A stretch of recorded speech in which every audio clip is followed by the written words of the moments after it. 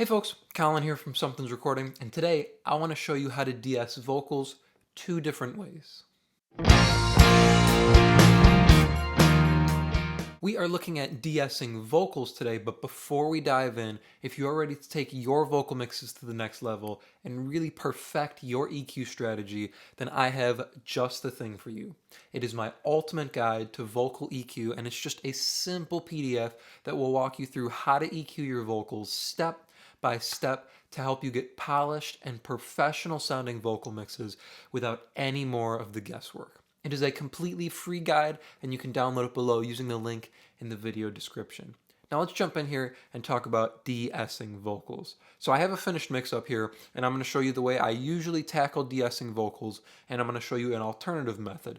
Both of these are using compressors. I still have a little bit of an older version of Studio One here, so I don't have the deesser plugin that PreSonus has created yet, and I don't use any third-party plugins besides a tape machine I use. So I've created my own couple de-essers here inside of Studio One. I'll show you how I did both of those, and I'll show you what they're doing with each unit here. But let me start by playing you the vocal here inside the finished mix, and you can hear what it sounds like. And then I'll solo up the vocal. You can hear what our vocal sounds like by itself as well. So here's our finished mix on this song. One step, and it's much too far. I'll take 2 steps, way too close, but take 3 steps, and I'm into your arms. I'll do all it takes to get to your heart. One step, and it's much too far. I'll take 2 steps, way too close, but take 3 steps, and I'm into your arms. I'll do all it takes to get to your heart. One step. So you can hear our S's are controlled. They sit smoothly in the vocal. Nothing's jumping out. They sound natural. That's what we're going for with de-essing. You want your S's to sound natural, excuse me. If they're jumping out, they can be a little bit harsh and they can get a little bit prickly on the top end. That can distract from the performance of the vocalist. Let me show you how I'm de-essing the vocal here. I am using a multi-band compressor. This is the way I usually go about de-essing vocals. This is technically called a single band de-essing, where you're just focusing in on one band of the vocal and just de-essing that range. There's something called wideband, which we will go over in a second, but we're going to start here with the multi-band compressor doing single band de-essing.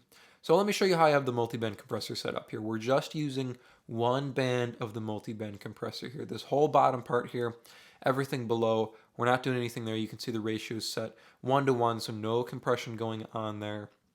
Up here at the top end is where we're doing the work. You can see I have it set to just look at 4K and above. That's all we're focusing on here, because that is where our S's are popping through. So if I solo up this band here and play our vocal, you'll hear that's the range where we're hearing those S's. That's where they feel sibilant. So take a listen here.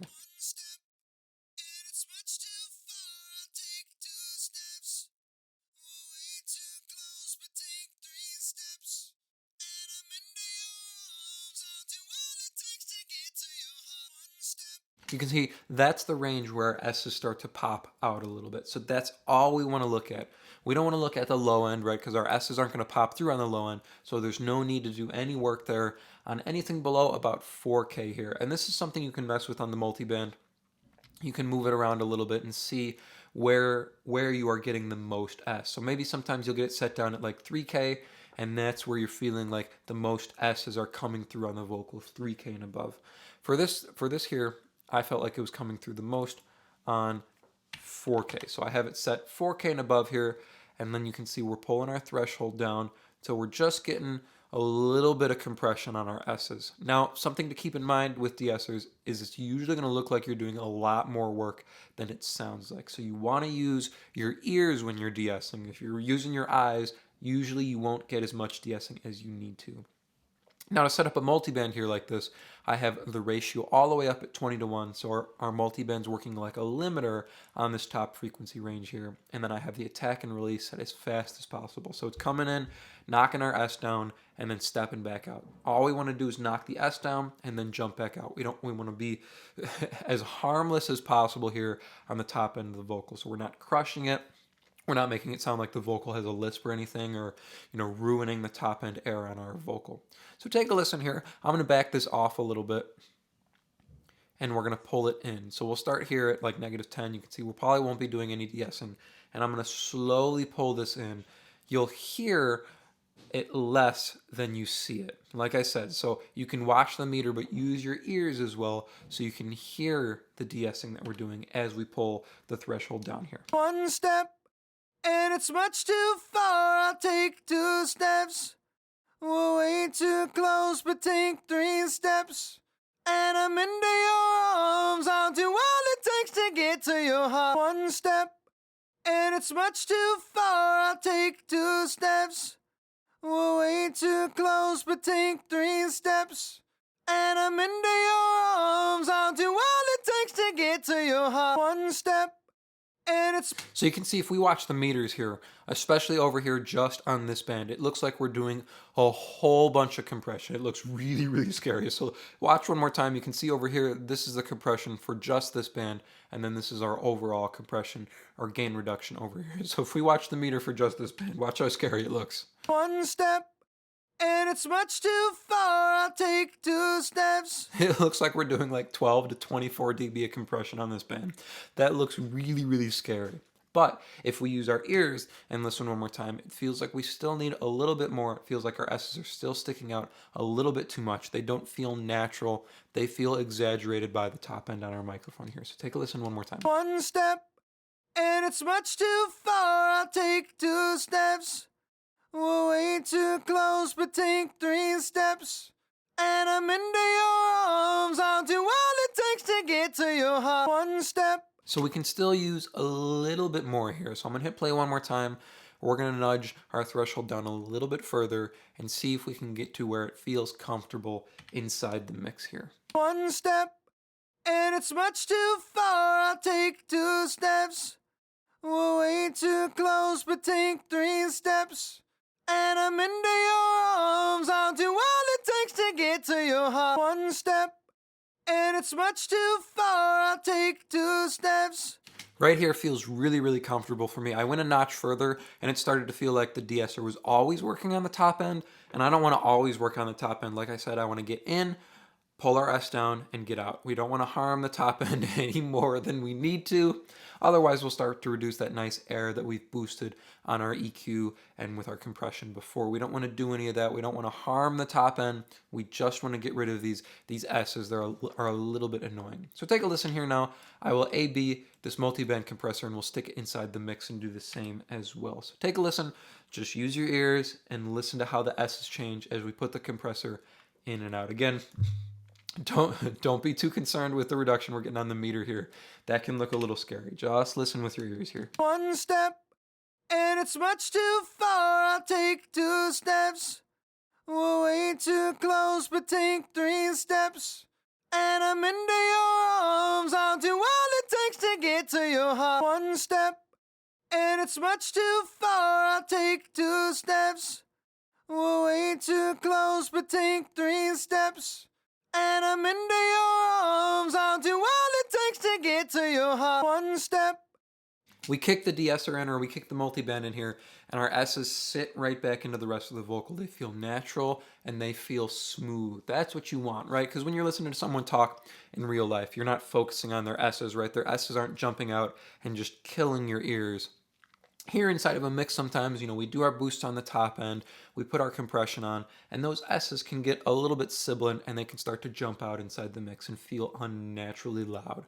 We don't want that. Again, that'll take away from your vocal performance. So all we're doing, tucking them back into the vocal so they feel natural. Now again, this is single band de-essing because we're just doing one band here, just the top end. We're just focusing in on the top end. So I'm going to disable this guy here, and we're going to talk about wideband de-essing. So wideband de-essing means you compress the whole vocal when there's an S. So the whole vocal gets ducked just for that moment when there's an S. Now I have a preset made for when I do need to do wideband de-essing, and I'm using the stock compressor here inside of Studio One to do wideband de-essing. Now there's a side chain on this, but all the side chain done does is listen to that range. So we're just listening to a range, but the whole vocal is getting compressed because of what we're hearing in that range. So we're only listening to one range and doing compression because of that, but we're compressing the whole vocal. Whereas on the multiband compressor with kind of single band deessing, we're just compressing that top range. Excuse me.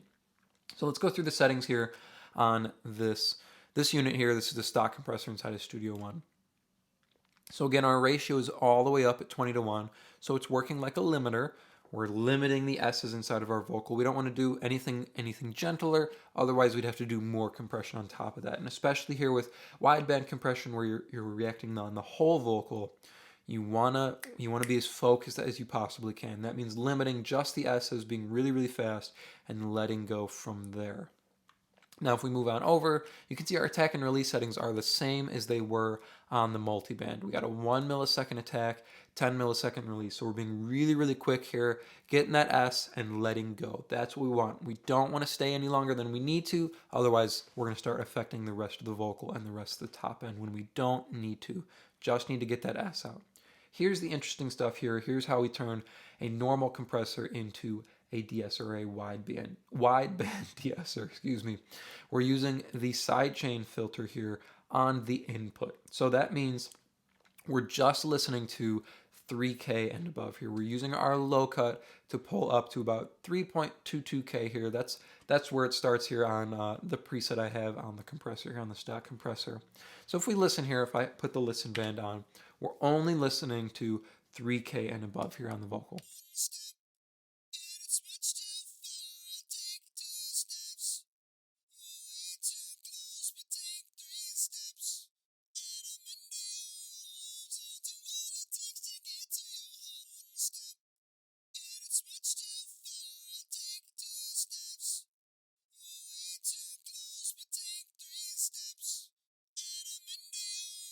Now this range usually works pretty well for me on wideband deessing or the stock compressor like this where I'm using the sidechain filter. Just to listen, I usually end up a little bit lower than I am on the multiband. I don't know why that is.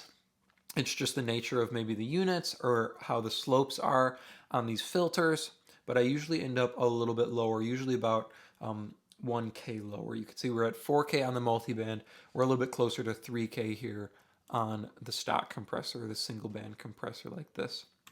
So now that's the range we're listening to, and now we can use our threshold to pull down.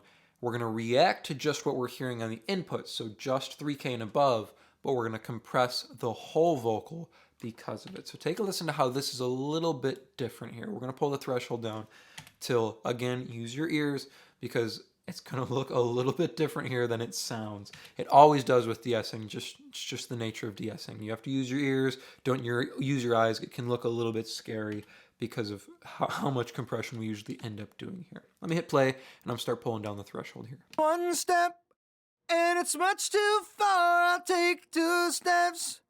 We're way too close, but take 3 steps. And I'm into your arms. I'll do all it takes to get to your heart. One step, and it's much too far. I'll take 2 steps. We're way too close, but take 3 steps. And I'm into your arms. I'll do all it takes to get to your heart. One step, and it's much too far. I'll take 2 steps. We're way too close, but take 3 steps. And I'm into your arms. I'll do all it takes to get to your heart. One step, and it's much too far. I'll take 2 steps. So something like this, wideband deessing like this, where you compress the whole vocal, can be a little bit smoother sometimes on things like plosives. So P's, you'll get a little bit of that sibilance range coming in, but sometimes taking care of just that top end doesn't cover what you need the deesser to do. So wideband deessing can come in handy because when it hears that pop out, it'll take down the whole vocal. So any other frequency ranges that it's ringing in will also get reduced there. We're listening to where it's most sibilant, but we're compressing the whole vocal because of it. So listen one more time with and without here on the vocal, and then we'll do a comparison on our 2 deessers here. One step, and it's much too far. I'll take 2 steps. We're way too close, but take 3 steps. and I'm into your arms. I'll do all it takes to get to your heart. One step, and it's much too far. I'll take 2 steps. We're way too close, but take 3 steps. And I'm into your arms. I'll do all it takes to get to your heart. One step. So that's our wideband there. That's reacting or compressing the whole vocal based on what we're listening to. So let's go back here now. We'll put them both inside the mix. I will start with the multiband here, and then we'll switch over to the single compressor here, just the stock compressor inside of Studio One. So here's single band. We're just compressing 4K and above, and then we'll flip over to compressing the whole vocal based on what we're listening to. We're going to do all of this here inside the mix now, so you can hear how they both sound inside the mix. We'll start with out, and then the next pass we'll do the multiband, and then the next pass, I keep hitting my microphone today. The next pass we'll do the stock compressor here inside of Studio One. One step, and it's much too far. I'll take 2 steps. We're way too close, but take 3 steps. And I'm into your arms. I'll do all it takes to get to your heart. One step, and it's much too far. I'll take 2 steps. We're way too close, but take 3 steps. And I'm into your arms. I'll do all it takes to get to your heart. One step, and it's much too far. I'll take 2 steps. We're way too close, but take 3 steps. And I'm into your arms. I'll do all it takes to get to your heart. One step, and it's much too far. I'll take 2 steps. So both of these units, both of these ways have their benefits. They both have their disadvantages as well. Like I said, the stock compressor or wideband deessing can be a little bit smoother because it can take plosives and stuff down all the way, right? It's compressing the whole vocal there. So any kind of other frequency ranges where that plosive is ringing out will also be reduced, or things like sibilants too can sometimes bring up a little bit of low end as well. It'll pull down the whole vocal there, but the disadvantage there, the downside to compressing the whole vocal is sometimes it can feel like our vocal's doing a little bit of gymnastics there, right? Like it's moving up and down. If you don't have it set quite right, or if you're doing too much reduction there to pull these ranges down, it can feel like your vocal's kind of moving all over the place, and that can be a little bit weird to listen to inside the mix sometimes.